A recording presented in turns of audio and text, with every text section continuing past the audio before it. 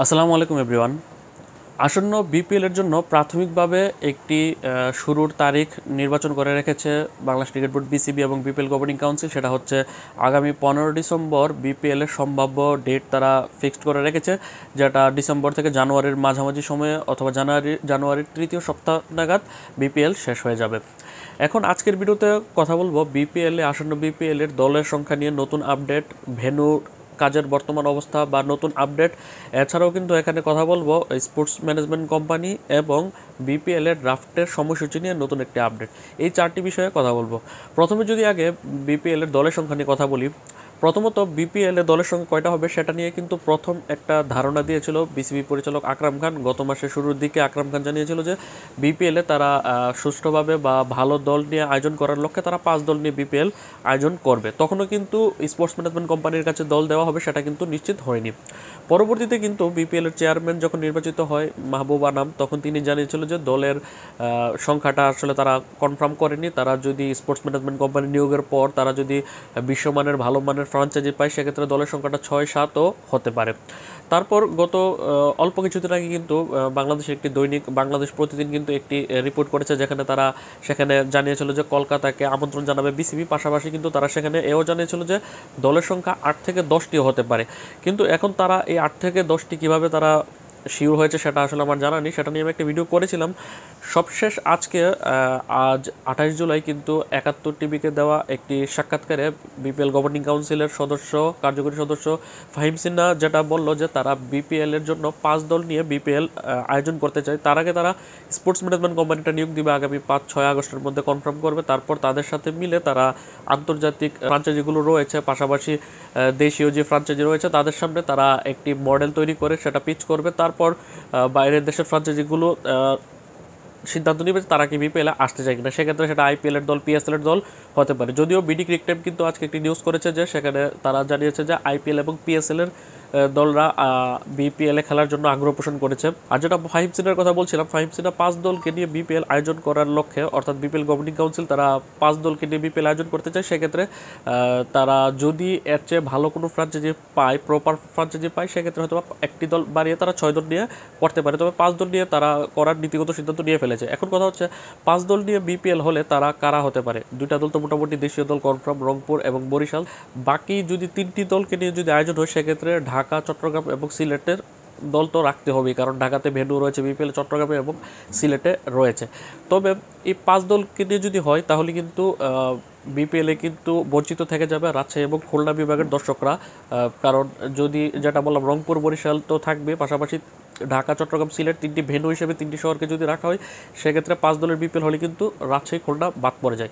তবে এখানে রাজশাহীর দল থাকার সম্ভাবনা রয়েছে। যদি 6টি দল নিয়ে আয়োজন করা হয়, সেক্ষেত্রে 6 নম্বর দলটা রাজশাহী হতে পারে। খুলনা এর ক্ষেত্রে তাদের কপাল পড়তে পারে।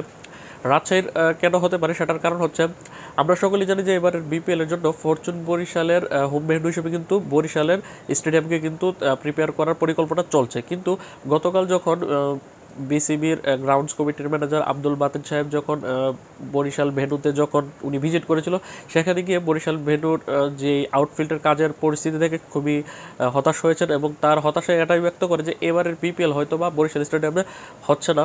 যতটুকু ধারণা করা যাচ্ছে আরও কমপক্ষে 5 থেকে 6 মাস লাগবে এই ভেন্যুর সম্পূর্ণ কাজ কমপ্লিট হতে, যেটা আইডিয়া করা হচ্ছিল যে আগামী সেপ্টেম্বর অক্টোবরে কমপ্লিট হয়ে যাবে। তবে যথাসময়ে সেটা কমপ্লিট না হওয়ার কারণে হয়তো এবারে বিপিএলে বরিশালে খেলা নাও দেখা যেতে পারে। এবং সেটার উপর কিন্তু একটা সিলভর দিয়ে দিয়েছে বিপিএল গভর্নিং কাউন্সিলের সদস্য ফাহিম সিনহা। উনি 71 টিভিতে সাক্ষাৎকারে উনি এটা বলেছে যে সাংবাদিক যখন প্রশ্ন করেছিল যে ঢাকা, চট্টগ্রাম, সিলেটের বাইরে কোন ভেন্যুকে অ্যাড করা হবে, সেক্ষেত্রে উনি কিন্তু বরিশালের নাম নেয়নি। তিনি জানিয়েছে যে রাজশাহী স্টেডিয়ামকে তারা আসন্ন বিপিএল এর জন্য প্রস্তুত করছে। সেক্ষেত্রে রাজশাহীতে যাতায়াত ব্যবস্থা ভালো থাকার কারণে তারা সেই মাঠকে তারা চতুর্থ ভেন্যু হিসেবে অ্যাড করতে চাচ্ছে। যদিও তারা কনফার্ম না যে রাজশাহীতে করবে কিনা। যদি যথাসময়ে করা যায় তাহলে তাদের চতুর্থ পছন্দ হচ্ছে রাজশাহী, অর্থাৎ বরিশাল তাদের পছন্দের লিস্ট থেকে কিন্তু এখান থেকে সরে গেছে।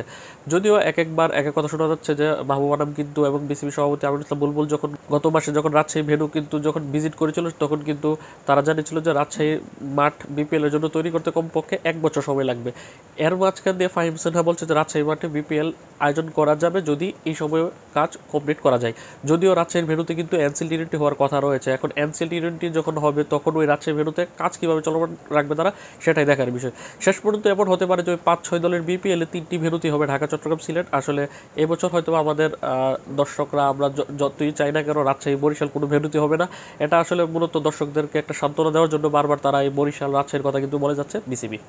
এখন কথা হচ্ছে যে স্পোর্টস ম্যানেজমেন্ট কোম্পানির কথা যেটা আসলো, আইএমজিকে বিসিবি তাদের প্রথম পছন্দ হওয়ার কারণ তারা 2008 থেকে 2021 সাল পর্যন্ত 13 বছর কিন্তু স্পোর্টস ম্যানেজমেন্ট কোম্পানি হিসেবে আইপিএলের সাথে তারা সংযুক্ত ছিল। যার কারণে এই 13 বছরে যেহেতু আইপিএলের সাথে তাদের অভিজ্ঞতা রয়েছে, তাই তাদেরকে বিপিএলের দায়িত্ব দেওয়ার জন্য কিন্তু বিসিবির বড় একটা অংশ কিন্তু তারা প্রায় ইচ্ছুক হয়ে রয়েছে। যার কারণে যদি তাদেরকে দায়িত্ব দেওয়া হয় সেক্ষেত্রে হয়তো বা আন্তর্জাতিক মানে স্পন্সর বা আন্তর্জাতিক মানে টিভি সম্প্রচার বা প্রোডাকশন কোম্পানি কিন্তু আগ্রহ পোষণ করতে পারে। সেক্ষেত্রে বাইরের দেশের বিনিয়োগও কিন্তু অনেক বেশি আসবে।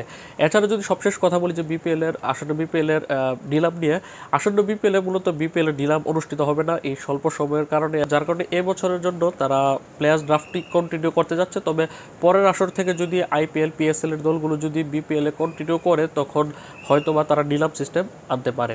তবে এখন পর্যন্ত বিপিএল প্লেয়ার্স ড্রাফটের জন্য আপাতত বিসিবি 6 থেকে 8 অক্টোবরের মধ্যে একটা প্রাথমিক একটা সূচি তারা নির্ধারণ করে রেখেছে যে 6 থেকে 8 অক্টোবরের মধ্যে করতে পারে।